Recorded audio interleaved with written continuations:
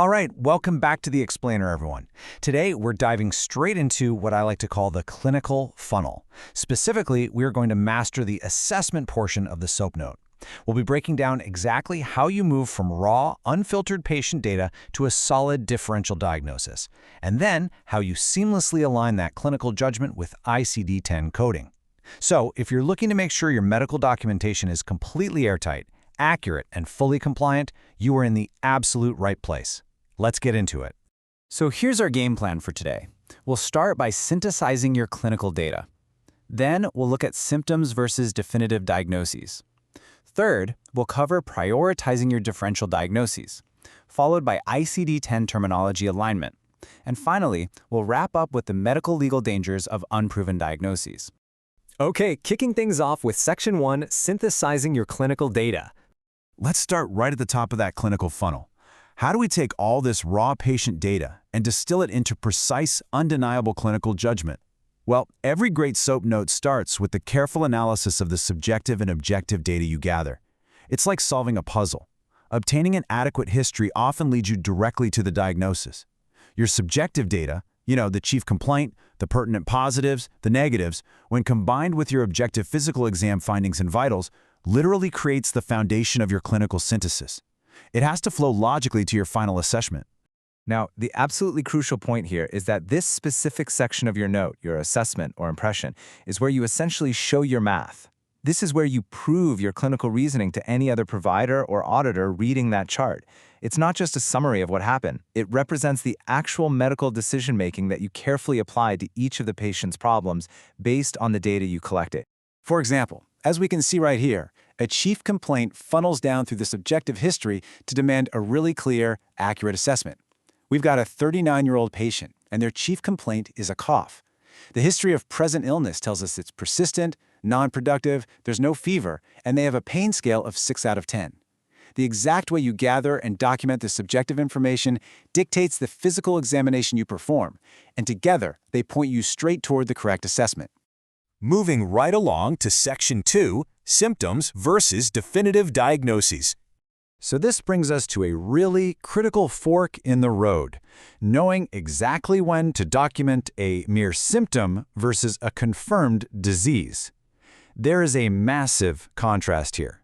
You must only list a symptom as your assessment if a definitive diagnosis just hasn't been reached yet. A definitive diagnosis requires concrete, objective diagnostic evidence. If you're still waiting on additional testing or lab results, you absolutely cannot jump the gun. You must document the symptom.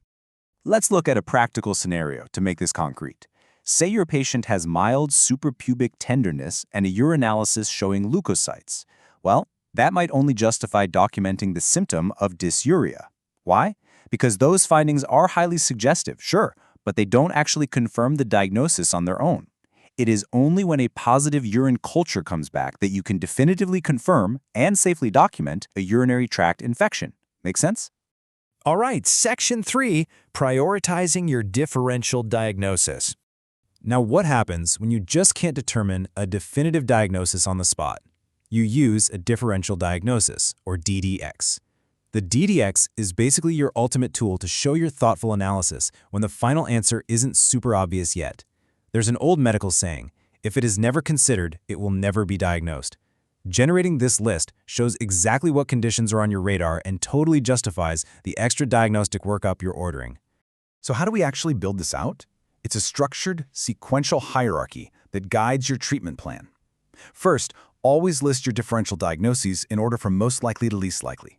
Second, ensure your very first assessment correlates directly with the patient's presenting chief complaint.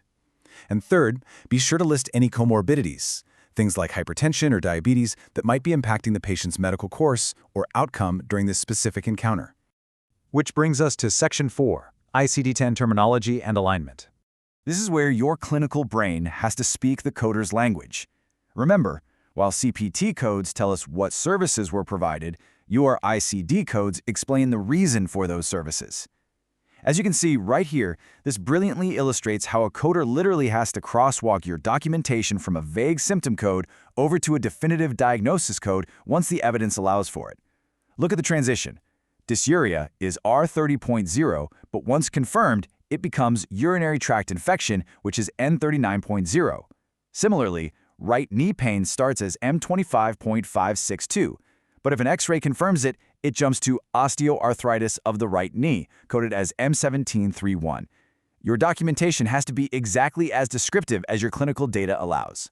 To keep this crosswalk perfectly accurate, there are a few hard and fast coding rules you've got to follow. First, your primary code must always reflect the patient's chief complaint or the main reason for the encounter, period. Secondary codes come right after to expand on it, or to define the need for a higher level of service. You also want to code chronic conditions if they apply to the current encounter, and definitely capture coexisting conditions that might influence the patient's perception of pain or their overall medical outcome. Now listen closely to this one because it is a huge pitfall.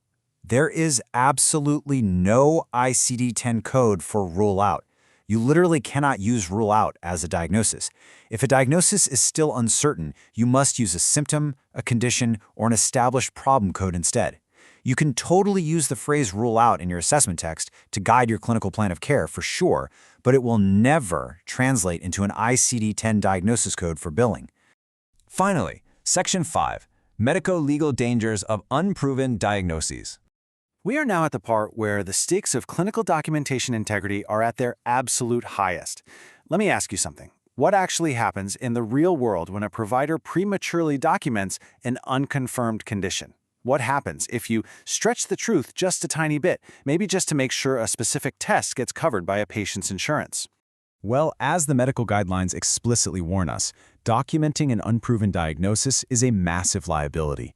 It crosses strict medical legal boundaries. The source material literally spells this out in all caps as a medical legal alert. You have to exercise extreme caution here. Guessing a diagnosis creates a terrible domino effect. It not only permanently scars the patient's medical record, but it can actually severely jeopardize their future healthcare coverage. For the practice, it leads to inappropriate coding, which triggers denied claims and huge administrative headaches. But worst of all, coding a diagnosis for reimbursement purposes alone can be legally construed as fraud.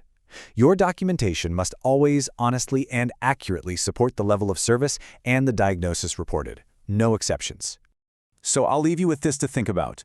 Are your SOAP notes telling the true evidence-based clinical story, or are you just guessing the ending? Take a really hard look at your clinical funnel today. Please like, share, subscribe to Decode Healthcare with Harshal.